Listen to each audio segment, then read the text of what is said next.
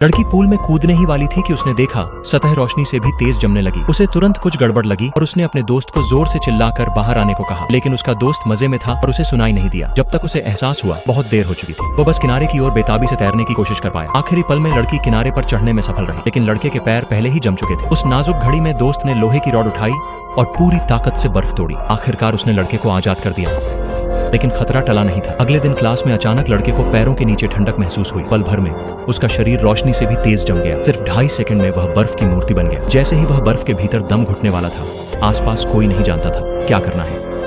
दोस्त ने तुरंत 40 मीटर लंबी तलवार निकाली और पागलों की तरह बर्फ पर वार करने लगा। जल्द ही एक छोटा छेद बना लिया। इसी लड़की दौड़कर दवा इंजेक्ट करने लगी, जिससे उसका शरीर का तापमान बना रहा। उन्हें जमीन पर एक अजीब उपकरण मिला। दोस्त के पास सोचने का समय नहीं था। उसने उसे पैरों से कुचल दिया। अगले ही पल लड़के के शरीर की बर्फ चकनाचूर हो गई और वह बच गया। सभी ने राहत की सांस ली और तालियां बजाई।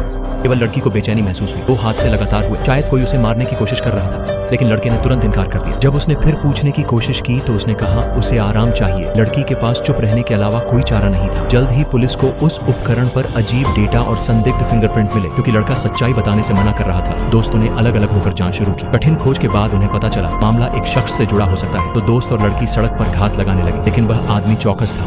किसी को पीछा करते देख तुरंत भाग गया। लड़की ने उसका पीछा किया, लेकिन उसने घात लगाकर हमला कर दिया। खुशकिस्मती से लड़की ने तुरंत प्रतिक्रिया दी, वार से बचकर पहला पलटवार किया। हारते देख आदमी ने छिपा हथियार निकालने की कोशिश की, लेकिन लड़की ने उसे लात मारकर दूर कर दिया। घबराकर उसने लकड़ी का पट्टा उठाकर लड़की को गिरा दिया। जैसे ही वह भागने वाला था, पहुंचा हुआ दोस्त उसके रास्ते में आ खड़ा हुआ। मजबूर होकर आदमी नाले में घुस गया, लेकिन जब उसने दोस्त की कार को हवा में उड़ते देखा, उसने हार मान ली और आत्मसमर्पण कर दिया। असल में वह सूट वाले आदमी द्वारा भेजा गया एक कातिल था। कारण था लड़के का गणित, भौतिकी और विज्ञान में असाधारण ज्ञान। उसने एक ऐसा उपकरण बनाया जो मौसम को नियंत्रित कर सकता था। सूट वाला आदमी चाहता था कि वह उसके अधीन काम करे, लेकिन लड़के ने मना कर दिया। यही वजह थी कि उसका पीछा किया जा रहा था। पुलिस को सच्चाई पता चलने के बाद उन्होंने तुरंत सूट वाले आदमी की गिरफ्तारी का आदेश दिया, लेकिन किसी को पता नहीं था कि लड़का पहले ही पकड़ लिया गया है और उसे जबरदस्ती उपकरण अपग्रेड करने के लिए मजबूर किया जा रहा है।